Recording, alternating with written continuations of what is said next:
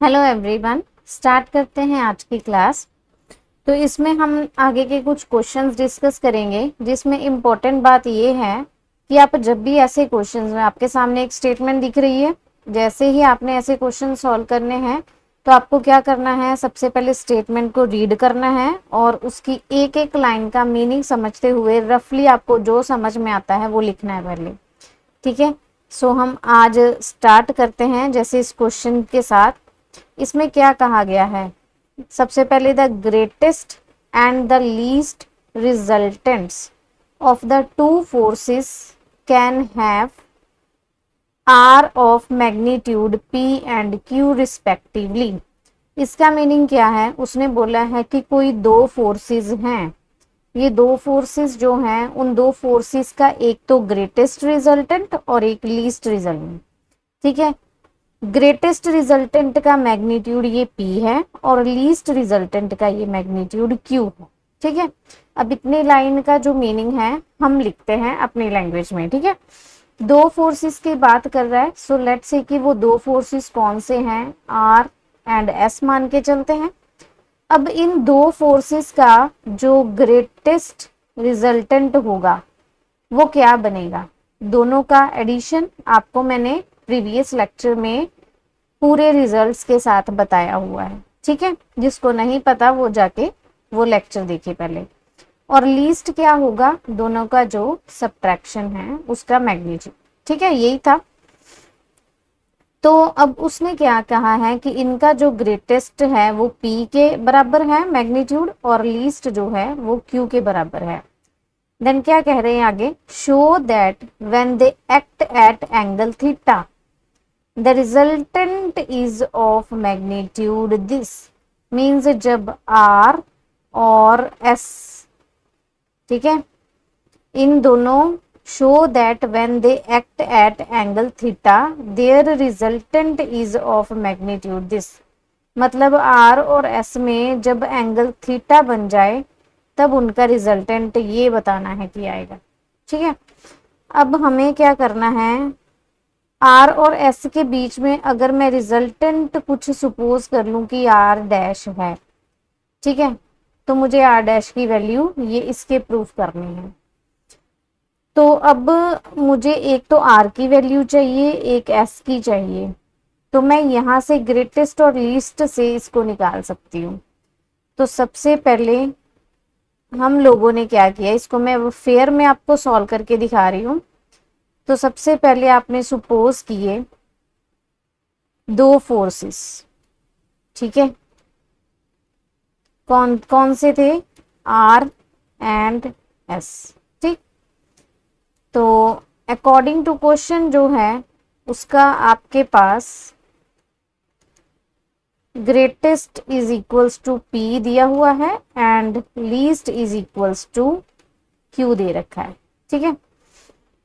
फिर वो कहता कि अगर R और S के बीच में, दोनों के बीच में एंगल थीटा है तो आपका रिजल्टेंट R डैश किसके बराबर आएगा ये बताओ। तो मुझे क्या करना है, यहां से R और S की वैल्यू चाहिए। अगर मैं इन दोनों को पहले ऐड कर दूं तो यहां से P plus Q by 2 is equals to R हो गया, दोनों तरफ ऐड करना। दोनों को अगर मैं सब्ट्रैक्ट कर दूं तो P minus Q upon 2 is equals to R तो कैंसिल हो जाएगा और S आ जाएगा। ये R की वैल्यू, ये S की वैल्यू आ गई। अब R और S के बीच में है एंगल थीटा और रिजल्टेंट R डैश स्क्वायर। तो R dash square will be equals to R square S square plus 2RS cos theta. यही रहेगा, ये रिलेशन आपको प्रीवियस लेक्चर में करवाया। सो अब यहाँ पर क्या करना है, R means P plus Q by 2, इसका स्क्वायर बन गया। S की वैल्यू फिल करेंगे तो P माइनस क्यू बाय 2 का स्क्वायर बन जाएगा and 2 P plus Q by 2 and P minus Q by 2 cos theta. ठीक है, ये बन गया। यहां से अगर मैं होल स्क्वायर ओपन कर दूं तो P square Q square 2PQ बन जाएगा। This one is 1/4 P square plus Q square minus 2pq बन गया, प्लस ये आ जाएगा आपके पास 1/2 P square minus Q square cos theta. अब जब ब्रैकेट्स ओपन करेंगे तो ये इसके साथ मल्टीप्लाई होगा, ये इसके साथ मल्टीप्लाई होगा, ये तो कट जाएगा, ठीक है। बचेगा आपके पास एक तो ये 1/4 और 1/4 ये ऐड हो जाएंगे दोनों तरफ से, तो ये 2/4 मीन्स 1/2, ठीक है। इसको मैं डायरेक्ट लिख रही हूँ, 1/2 P square plus Q square बनेगा, और यहाँ से 1/2 P square minus Q square cos theta बन जाएगा, ठीक है। सिंपल कैलकुलेशंस है। अब क्या करते हैं, 1/2 as it is and P square common, तो यहाँ से 1 और यहाँ से प्लस का कॉस थीटा, ठीक है। यहाँ से 1/2 कॉमन, क्यू स्क्वायर कॉमन, और यहाँ से 1 माइनस कॉस थीटा हो जाएगा, ठीक है। अब आपको देखो प्रूफ क्या करना था, P square cos square theta by 2 plus Q square sine square theta by 2। तो यहाँ पर आपकी आइडेंटिटी काम आएगी अब, ठीक है। 1 plus cos theta 2 cos square theta by 2, ठीक है।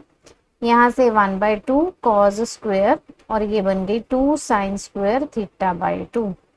आई होप ये आपको आइडेंटिटीज याद होंगी। 1 प्लस कॉस 2 थीटा जो है वो किसके बराबर है, 2 कॉस स्क्वायर थीटा के बराबर, ठीक है। ये मैंने इधर यूज कर दिया, ठीक। और 1 minus cos 2 theta is equals to 2 sine square theta, angle का हाफ हो जाता है तो यहाँ पर हाफ हो गया। तो यहाँ से आपके पास आर डैश स्क्वायर हट गया तो इस साइड पे रूट आ गया, ठीक है। आई होप ये आपको क्वेश्चन समझ में आया होगा। सबसे पहले मैंने ग्रेटेस्ट और लीस्ट की जो बात करी उससे मैंने दो इक्वेशंस बनाई, उनसे मैंने आर और एस की वैल्यूज निकाल दी, ठीक है। फिर क्योंकि उनके बीच में आर और एस में एंगल दे रखा था थीटा और आर डैश उसका रिजल्टेंट था, मैंने इसके लिए ये आइडेंटिटी आपको प्रीवियस में कराई है, उसमें मैंने वैल्यू सब्स्टिट्यूट की, कैलकुलेशंस करी, ठीक है, फॉर्मूला यूज करा और रिजल्टेंट प्रूव कर दिया, ठीक। आगे बढ़ते हैं। नेक्स्ट क्वेश्चन से पहले ये एक छोटा सा नोट है, हम लोगों ने अभी अभी किया था कि अगर p वेक्टर और q वेक्टर आपके पास सपोज दो फोर्सेस गिवन हैं और r वेक्टर उसका रिजल्टेंट बता रहा है, p और q के बीच में एंगल अल्फा है और रिजल्टेंट p के साथ थीटा बना रहा है, रिजल्टेंट p के साथ थीटा बना रहा है, ठीक है। तो टेंजेंट थीटा जो है वो किसके इक्वल था, q sign alpha upon p plus q cos alpha, ठीक है। यहाँ पर p वो लिखा है जिसके साथ ये थीटा बन रहा है, ये मैंने लास्ट क्लास में भी समझाया था, जिसके साथ थीटा बन रहा है एंगल रिजल्टेंट का वो यहाँ लिखना है, बाकी दूसरा फोर्स यहाँ क्यू की प्लेस पे, ठीक। अब यहाँ से ना समझना है, एक साइन थीटा की वैल्यू याद रखनी है और एक कॉस थीटा की। साइन थीटा क्या आ जाएगा, Q sine alpha upon R, ठीक है। और कॉस थीटा यहाँ से आ जाएगा p plus Q cos alpha upon R, दोनों को r के साथ डिवाइड करते हैं, ठीक है। या फिर कहो कि इसको भी r के साथ किया, इसको भी r के साथ किया, ये साइन थीटा हो गया, ये कॉस थीटा हो गया, ठीक है। आपको समझाने के लिए किससे रिलेट करके कैसे वैल्यूज जो हैं वो माइंड में रख लेनी है। तो यहाँ से आपको साइन थीटा और कॉस थीटा समझ में आ जाएगा, ठीक है। अब जिस क्वेश्चन में आपके पास थीटा भी गिवन होगा, अल्फा भी गिवन होगा, तो आपको मोस्टली इस रिजल्ट के साथ इसको सॉल्व करना है, ठीक है, ये यूज करेंगे। अब क्वेश्चन देखते हैं, कहते two forces P and Q act at an angle 120 degree. तो ये रहा P, ये रहा कुछ Q, दोनों के बीच में एंगल 120 डिग्री यानी कि alpha. The resultant R of these forces act in the direction perpendicular to P। Resultant जो है P के साथ 90 डिग्री का एंगल बना रहा है, मीन्स थीटा, ठीक है। ये हो गया आपका रिजल्टेंट, ठीक है। इतना तो समझ में आ गया होगा। देन फाइंड Q, वो कहता है ये Q फाइंड आउट करिए कि कितना होगा। अब क्योंकि आपके पास थीटा भी गिवन है और अल्फा भी गिवन है, मैंने अभी अभी आपको बताया कि मोस्टली ये रिलेशन यूज होगा सॉल्व करने के लिए।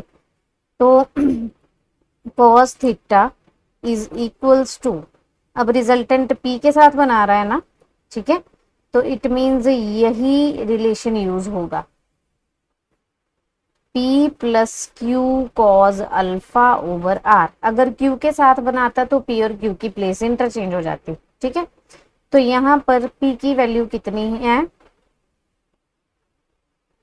एज इट इज, और थीटा कितना है,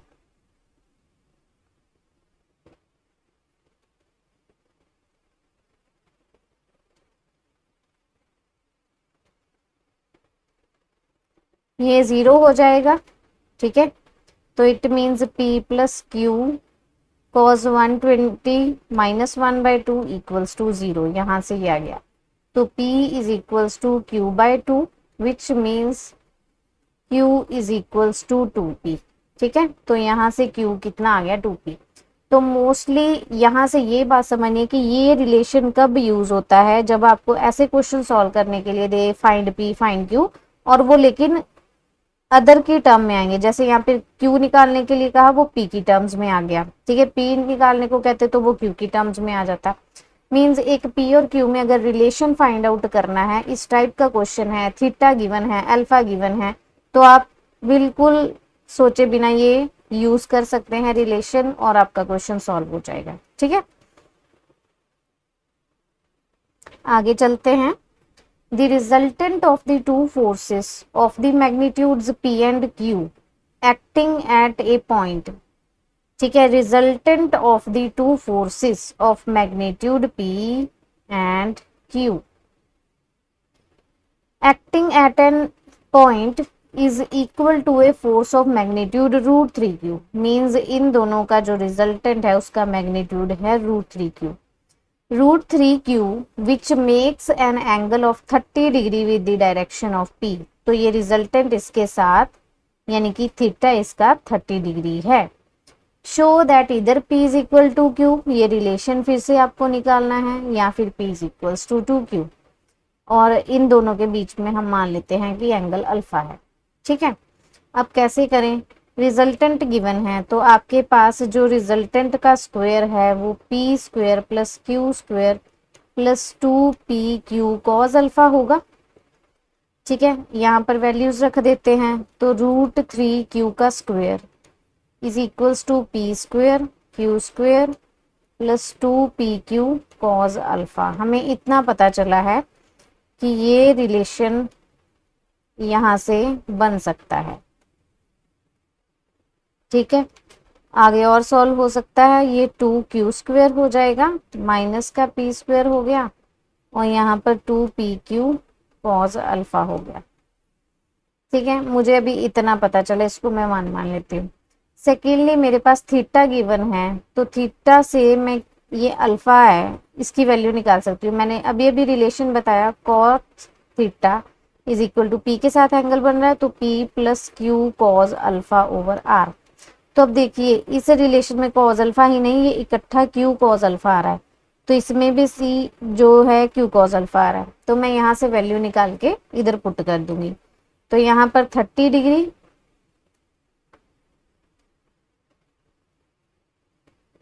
R की वैल्यू है √3Q, ठीक है।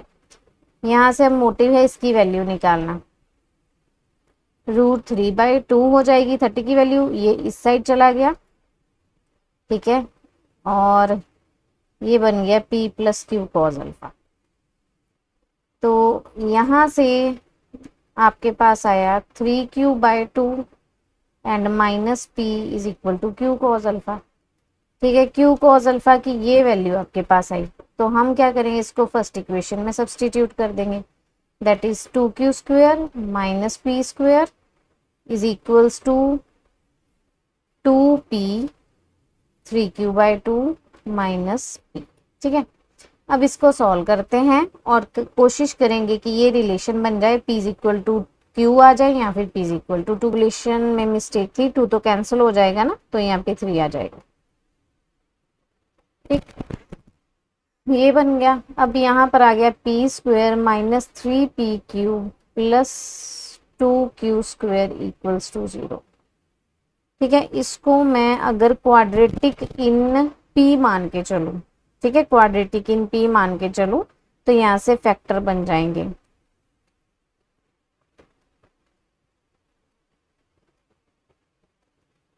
तो यहाँ से p कॉमन निकालेंगे तो p माइनस 2q, और यहाँ से मैं q कॉमन निकालूंगी तो p minus 2q equals to 0। So which implies कि p minus q and p minus 2q equals to 0, and which implies p is equal to q होगा या फिर p is equal to 2q होगा। ठीक है, तो इस तरीके से हमने प्रूव कर दिया।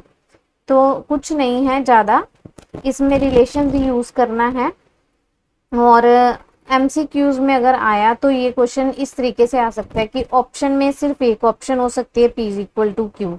अगर आपकी दोनों प्रूव हो, उनमें से कोई एक दी हो सकती है, उसको टिक करना है। ठीक है, हो सकता है ये दे रखी हो या फिर ये वाली दे रखी हो। ओके, देन आगे बढ़ते हैं।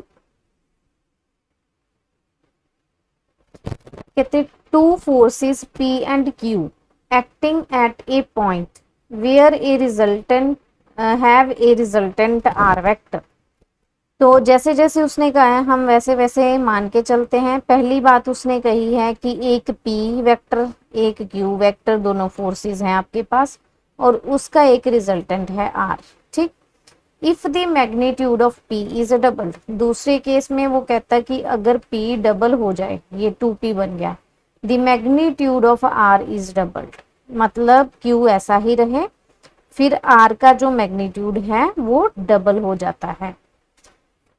नेक्स्ट क्या कहता है, and if magnitude of Q, पहले मान लो हमारे पास ये P है, ये Q है ऐसे, अब Q को रिवर्स करके उसको डबल कर दिया।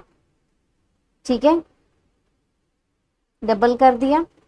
पहले Q इसके साथ एंगल बना रहा था अल्फा, तो अब Q जो है 2Q जो है वो P के साथ एंगल कितना बनाएगा, ये टोटल 180 होगा, और इसलिए 180 माइनस अल्फा बन जाएगा।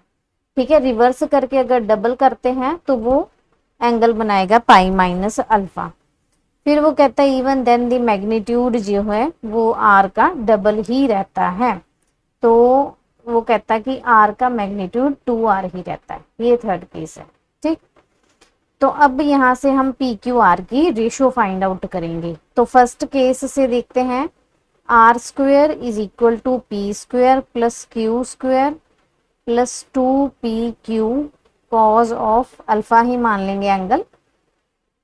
सेकेंड केस क्या कहता है, 2R square is equals to 2P square plus Q square plus 2 times 2P into Q cos alpha. ये सेकेंड इक्वेशन हो गई। थर्ड में देखते हैं क्या बनेगा, 2R square equals to P square plus 2Q square plus 2 times P 2Q, अब angle कितना बन जाएगा, पाई माइनस अल्फा। ठीक है, रिवर्स है डायरेक्शन, इसलिए ये थर्ड वाली स्टेटमेंट बन गई। अब ये सेकंड को अगर मैं सॉल्व करूं, ये बन गई 4R square equals to 4P square plus Q square plus 4PQ cos alpha. Third को सॉल्व करें तो 4R square equals to P square plus 4Q square minus 4PQ cos alpha. ठीक है, अब देखो अगर मैं सेकंड और थर्ड को ऐड कर दूं तो ये 4PQ कॉज अल्फा एलिमिनेट हो जाएगा और P और Q में इक्वेशन बन जाएगी। मुझे रेशियो भी PQ और R की चाहिए। ठीक है, इक्वेशन ऐसे बनानी है PQ और R बच जाए, कॉज अल्फा एलिमिनेट हो जाए। तो ऐड करते हैं 2 और 3 को, ये बन गया 8R square equals to 5P square plus 5Q square.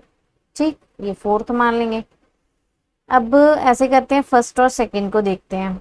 इसमें अगर मैं 4 के साथ मल्टीप्लाई कर दूं और ये वाली इक्वेशन सब्ट्रैक्ट कर दूं तो बात बन जाएगी क्या,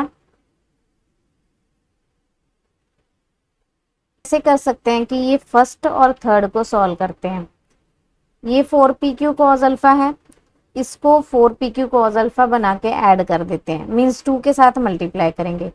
तो फर्स्ट वाली इक्वेशन को 2 के साथ मल्टीप्लाई करेंगे और उसमें ऐड कर देंगे 3m, तो ये 2R स्क्वेयर बन जाएगा, ये 2R स्क्वेयर बन जाएगा, ये 4 प्लस होगा तो 6R स्क्वेयर बन गया। ठीक है, 2p² प्लस 1p² 3p² बन जाएगा। 2q² प्लस 4q² 6q² बन जाएगा। ठीक है, बाकी जो है सब खत्म हो जाएगा। ये फिफ्थ इक्वेशन बन गई। अब यहां से हम क्या करेंगे, p², q² और r²। ठीक है, 2 3 1 2 मेथड है ना, इसको हम ऐसे लिख लेते हैं अपनी कन्वीनियंस के लिए। 5p² plus 5q² minus 8r² equals to 0 and इसको लिख लेंगे 3p² 6q² minus 6r² equals to 0। तो यहाँ से 2 3 1 2 मेथड, ये हो गया 5 6 माइनस 8 माइनस 6 5 3 एंड 5 6। ठीक है, अब इसको मल्टीप्लाई करेंगे माइनस दिस वन, प्लस हो जाएगा 48। ठीक है, फिर इसको मल्टीप्लाएंगे माइनस दिस वन,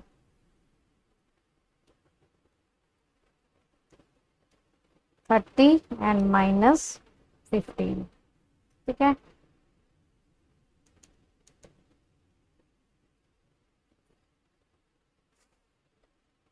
और यहां से आ गया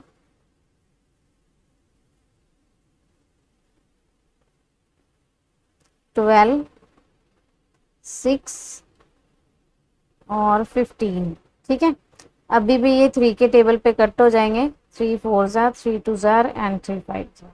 ठीक, यहाँ से p² है तो नीचे p/2 आ जाएगा, आएगा सॉरी। ठीक है,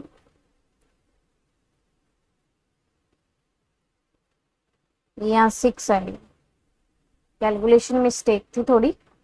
तो यहाँ पर रूट में 6 आ जाएगा, स्क्वायर हटाते चलो, रूट में 2 आ जाएगा और रूट में 5 आ जाएगा। तो p q और r की रेशो क्या आ गई, √6 √2 एंड √5। ठीक है, so this is the answer.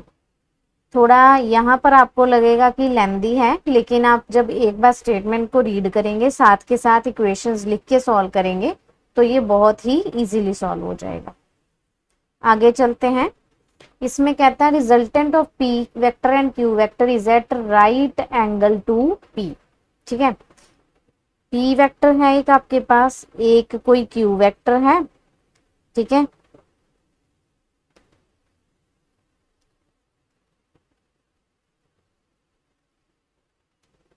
ये p हो गया, ये आपके पास q हो गया, और रिजल्टेंट इसके साथ 90 का एंगल बना रहा है। The resultant of p and q dash acting at the same angle is at right angle to p dash. Means जैसे कहता है p और q में मान लो अल्फा था तो r वेक्टर 90 बना रहा था, दूसरी तरफ वो कहता है एक p है और एक q डैश है। ठीक है, अब जो r डैश है इसका नया रिजल्टेंट वो इसके साथ 90 ही बना रहा है।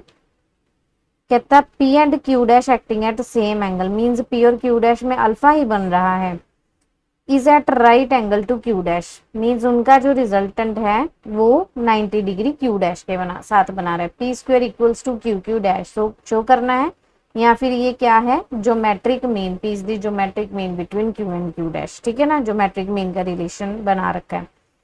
तो यहां से मैंने आपको बताया था कि अगर मान लो मैं cos थीटा लिखूं, अब एंगल जो है थीटा बन रहा है p के साथ, तो क्या बनेगा relation, p plus Q cos alpha, ठीक है, अपॉन r। इस साइड पे जो cos थीटा है वो क्या बनेगा, एंगल थीटा किसके साथ बन रहा है, q डैश के साथ, तो यहाँ q डैश आएगा और p cause alpha over r। ठीक है, मैंने आपको समझाया था जिसके साथ एंगल बने वो कॉज अल्फा के बिना लिखना है। ठीक है, तो यहां से आपके पास कॉज 90 पुट करेंगे वो तो 0 हो जाएगा, थीटा इज इक्वल्स टू 90, तो p plus Q cos alpha इसके इक्वल हो जाएगा। यहाँ पर भी थीटा क्या है 90 है तो वो 0 हो गया, ठीक है, क्योंकि cos 90 इक्वल्स टू 0 ये दोनों के लिए, तो यहाँ q dash plus p cos alpha हो जाएगा। यहाँ से p is equal to minus Q cos alpha, यहाँ से q dash is equal to minus P cos alpha. ठीक, तो p बाय q ये माइनस का कॉस अल्फा, ये q डैश बाय p ये माइनस का कॉस अल्फा। तो दोनों साइड पे कॉस अल्फा की वैल्यू हम कंपेयर करेंगे तो minus P by Q will B equal to minus Q dash by P, ये कैंसिल हो जाएगा तो P square equals to Q Q dash आ जाएगा। P is the geometric mean between Q and Q dash. ठीक है, तो इस तरीके से हम इसको सॉल्व कर सकते हैं। ओके, जिधर जो थीटा एंगल 90 दे रखा है तो आप सिंपली कॉस थीटा का रिलेशन यूज कर सकते हो, क्योंकि थीटा जो है 90 है मीन्स कॉस थीटा तो 0 होगा, तो ये इजीली सिंप्लीफाई हो जाएगा। ओके, तो मिलते हैं नेक्स्ट क्लास में। Till then thank you very much.